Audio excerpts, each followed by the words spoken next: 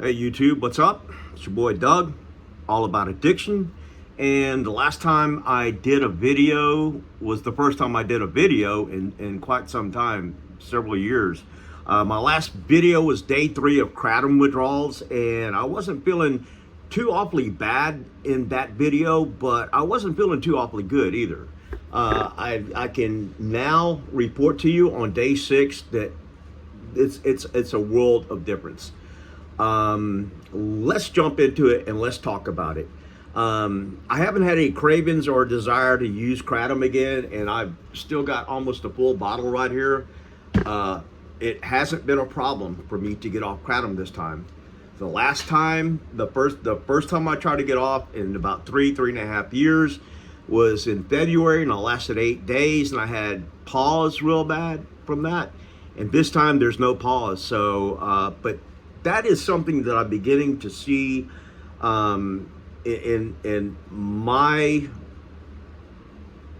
whatever it is, my dealings with substance addiction, tapering, withdrawal, whatever you want to call it, that the older I get and the more experience I get, it seems like coming off benzos nowadays, if I was to restart benzos and do it for about a month, it wouldn't be hard to get off of. Whereas the first time getting off benzos was a major bitch. Getting off opioids, it wasn't so hard because I used tramadol, and but the Kratom wasn't as bad as I thought it was going to be, because I watched a lot of videos on Kratom addiction, and it was scary. And on top of that, the first time I tried to come off Kratom in last February 2025, I had PAWs real bad. So, but I don't have it this time. Ladies and gentlemen, if you've never seen my videos before, know this: I am a former medical surgical nurse, so I know a little bit about anatomy, physiology, and pharmacology, and I know how to accurately describe and depict what's going on with my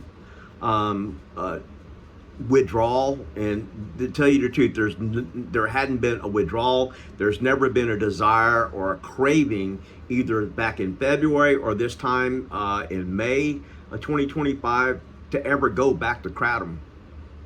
It's not like benzodiazepines. If you don't take a benzo on time and you're addicted to it, you know you got to go get that. Same thing with opioids, but I don't find that same. I don't find that same thing with Kratom. Kratom, I've been off of it. Today is the 6th day. 6 days and about 6 hours, and I'm doing fine. It's awesome. So hopefully I'll give you guys some hope. And I'm going to tell you right now what I'm about to talk about. This is going to probably be about a 30-minute video, but it's going to be well worth it, because I'm going to give you some information that you're probably not going to find anywhere else on the internet about this. Once again, no cravings. I'm going to talk about chronic hypertension associated with tramadol use, chronic constipation, where you got to use an enema to have a bowel movement, panic attacks, which are going to happen if you abuse this stuff. You're going to have anorexia. You're going to have anhedonia, or I can't pronounce it right, which is loss of interest, or better known as the buckets. Fuck everything. I don't want to do it. I don't care about doing it. Loss in interest in all things. You won't feel like eating. You'll have hair loss. Your thyroid's going to go south, and you're going to end up increasing your dose a lot. I also had problems with chronic muscle twitching and muscle jerking in my lower extremities when I lay down at night. I went from initial dose back in about 2021 of I was on the powder. These are the pills back then. And I went from initial dose, I think about 1 or 2 tablespoons, maybe 3 teaspoons. My initial dose, I was trying to find information on the internet. I just really couldn't find anything that could tell me how to dose. So I was afraid to do too much and get sick. So I did about 3 teaspoons, 20 minutes, nothing happening. 30 minutes go by, I go, let me try another 2 teaspoons.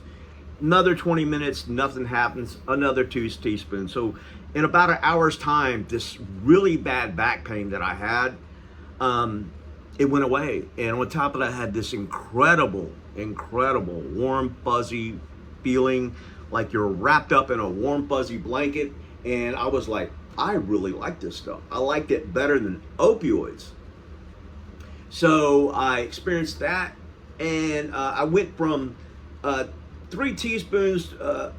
Well, I did about 3 tablespoons twice a day when I first started out, and then it progressed from the powdered kratom to the pill form, and I got up to as high as a loading dose of 30 capsules of this a day. 30 capsules in the morning of this, and that's about a half a teaspoon or so. It's a half a gram in each capsule. So I did about 30 caps, and that's 15 grams right there. And then about 2 or 3 hours later, I do another 6 to 8, and that's another 3 to 4 grams. And then I would do that a couple of more times a day until the end of my day. And I was getting the nice, warm, pleasant, mild euphoria for about 2.5 years. And then the honeymoon period was over. And for the next year and a half, I tried to get that not warm, fuzzy feeling wrapped up in a warm, fuzzy blanket, and I couldn't get it anymore. And for the next year and a half, I just kept upping my dose, getting sicker, losing more and more interest, losing more and more weight, losing more and more hair, and just not really giving a fuck about anything.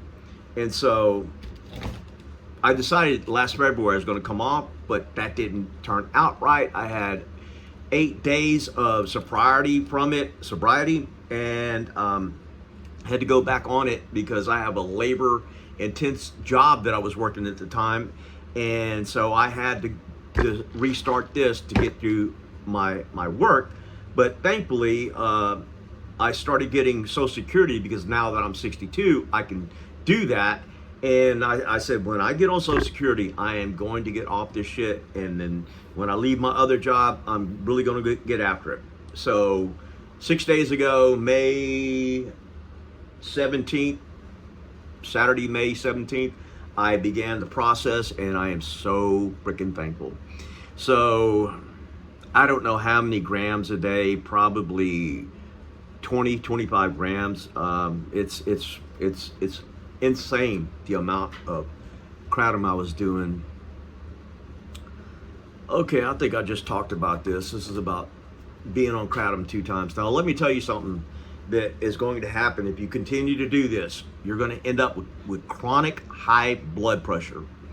Kratom is going to decrease your TSH level, which is your thyroid stimulating hormone. Actually, it's not. It's going to increase it. And when your TSH level increases, you go into hypo, slowed down hypothyroidism. And what does that mean? That means that if you get hypo enough, your heart can start going into heart failure. But before that happens, you're going to get chronic hypertension. Your blood pressure is going to go up. Your pulse is going to go from whatever normal it was, 70 or 65. It's going to go in the 50s and the 40s. You're going to end up being chronically constipated, and you're going to go into brain fog, and you're going to lose hair, and you're going to have a lot of problems. And if you watch enough of these videos about getting off kratom, a lot of people talk about, I was losing my hair. Kratom does not cause hair loss. Kratom causes hypothyroidism, which causes chronic constipation, chronic high blood pressure, chronic low pulse, and chronic hair loss. So if you're going to continue to do this shit, you need to write this down. Write this down. I need to go see my doctor and have my TSH level checked. You're going to get it checked if you've been on this for a year, and you're going to find out that you're hypothyroid. I promise you, if you're already losing hair, if you're not having a normal bowel movement, and you're having to use enemas or laxatives or anything else to get the old poop chute working right, you have hypothyroidism. brain fog and everything. So it's not normal to be like that. Need to get that checked out. Next video that I'm going to do is going to be about how Kratom impacts your TSH level. And I am going to do a video where I'm going to take a graph of the past 7 years of my TSH level. And it's going to show over here on the left side from about 2018 to about 2021 to where my TSH is nice and level. And then right here where I start using Kratom, my TSH starts getting chronically high and it never ever gets normal again. So I'll be in 6 months, in 6 weeks, I should be back to normal at my TSH level. But I am going to do an episode on that. And if you think I'm full of shit, Google this. Google TSH or Google hypothyroidism and Kratom use. And you're going to find out that there are medical studies that has been done that shows that this has happened. And I know this from the standpoint that I was a med-surg nurse for 11 years, and I've seen it happen in my life. And for the life of me, I've had my dosage on levothyroxine, which is also known as Synthroid, go from like 112 3 years ago to 175 right now. And the last lab that I had done, it was still underperforming. It doesn't matter. I could probably take 300 micrograms of Synthroid, and as long as I continue this shit, it's going to suppress it. The thing that I'm going to have to really watch now that I've been off of it is I'm going to have to keep track of my blood pressure and watch my pulse, because if I get to where I'm taking too much of Synthroid right now, because like I said, I went from 112 to 175, and that is a humongous jump in this type of medication that is so high that coming off the Kratom, my Synthroid is going to start working now. And if I'm taking too much, I will end up not being able to sleep. I'll end up with chronic diarrhea. I'll end up being manic, in a manic phase, because it mimics bipolar disorder, because it ratchets up. It will put me into hyperthyroid, which I have not been hyperthyroid since I developed Graves' disease back in 1997. And let me tell you something, it took a couple of 2-3 weeks to get my thyroid back down. And I went from, I think, 145 pounds back then at 35 down to 120 within just a couple of days, because it cranked up my metabolism, and I just started burning calories, and I just started eating and shitting, and I couldn't get any weight, and I couldn't get any sleep.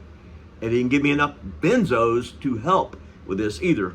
But it's something I'm gonna have to keep an eye on.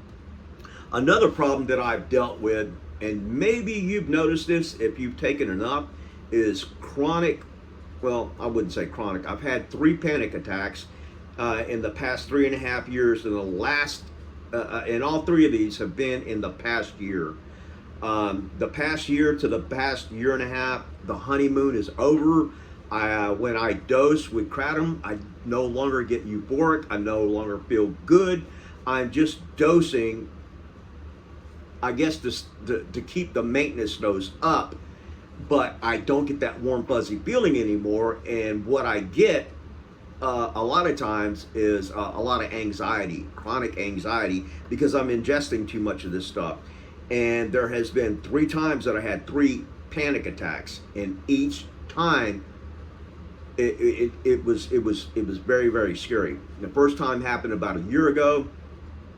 I was at work and I was on my lunch break, and I finished eating. I was doing social media on my phone, and my heart rate went from 58 beats per minute to 120 a minute. I couldn't get out of my chair. I couldn't stand up. I wanted to call EMS to come pick me up at work and take me to the hospital, because I thought I was going to die. Yeah, I was so effing afraid. After I it took over an hour to recover from this. I had to take off from work, and I had a type of job that you couldn't, once you got to work, you needed to stay there. Because I inconvenienced somebody else who had already put in their 8 hours for them to stick around for another 4 or 5 hours to finish my job. And these people didn't appreciate that. So that was the first one. The second one, I was laying in bed and I was just watching TV and I was calm. In all three instances, I wasn't triggered by any event in my life. But when the last one happened when I was in bed, I thought, well, I'm just going to get up out of bed and I'm going to get on my phone and I'm going to call EMS. I'm going to give me a little bug out bag with my shorts, my toothpaste, my toothbrush, so I can get ready to go to hospital in case they need to keep me. But I'm going to go to ER so they can give me some benzos and so I can get past this. Well, once again, my heart rate went up to 120. I couldn't get out of bed. I couldn't get out of bed to go get a bug out bag. And then finally, when after 5 minutes was over, I just felt like shit. And I was like, well, I'm past the bad part now, so I guess I'll just stay home and ride it out. And I did. And then the last panic attack I had was about 10 days ago. And I'd taken too much Kratom once again throughout the day. And later on in the day, my blood pressure kept getting jacked up, and I had to take an extra blood pressure pill to address that. And I had to take that like twice to get my blood pressure back down because it was like 180 over like 90, 94 or something like that. And I had to take some extra terazocin, 2 milligrams for that 2 different times to get my blood pressure back down. This shit will cause your blood pressure to go up, and if you're taking Kratom for any length of time, it's going to drive down your make you hypothyroid, and when you become hypothyroid, that will jack up your blood pressure. I'm just telling you, you better buy you a blood pressure cuff if you don't have one, if you continue to take this stuff. So the last one, my pulse got up to about 114. And that was like 10 nights ago, and I was like, I didn't go to sleep till about 3:30 in the morning, and I had chronic nausea all effing night long. And I'm like, dude, it's time, we got to stop it again. So the next day I dosed again once or twice, and the last dose was at 6 o'clock on Friday night, and then I began the taper the next day on Saturday. And so I've been off of it 6 days, and it's awesome. It's great. I just talked to you about the thyroid. When your thyroid gets low, you're going to lose hair. You'll see that in your bathtub. You're going to have brain fog. You're going to have chronic anxiety, hypertension. And like I said, Kratom is known to suppress your TSH level. Actually, it doesn't suppress it, it causes it to go up. And when your TSH level goes up, you become hypothyroid instead of hyper. I know it sounds backwards, but that's the way the thyroid works.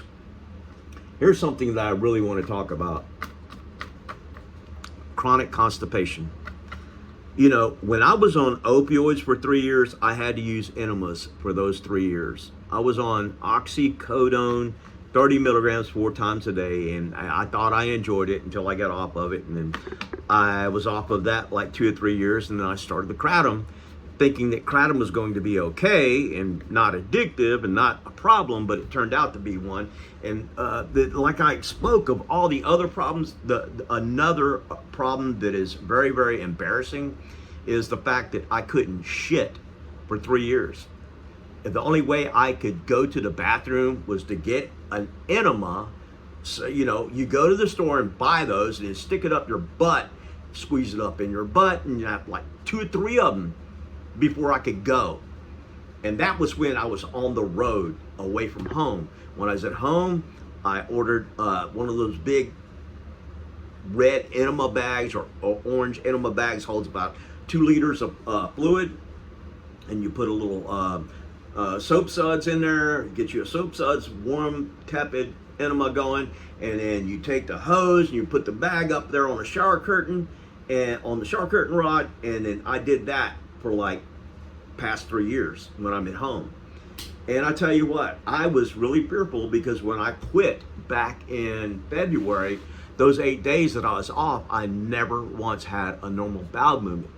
And in the past three and a half years, haven't had a single bowel movement. And I could take 4 laxatives that are over here, these four pills.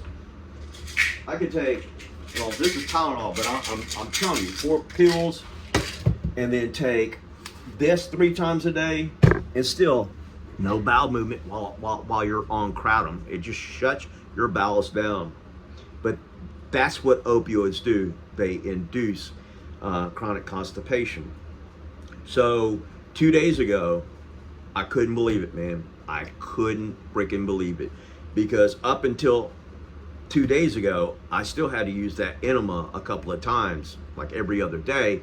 And then 2 days ago, I was like, oh man, I feel like I gotta go to the bathroom.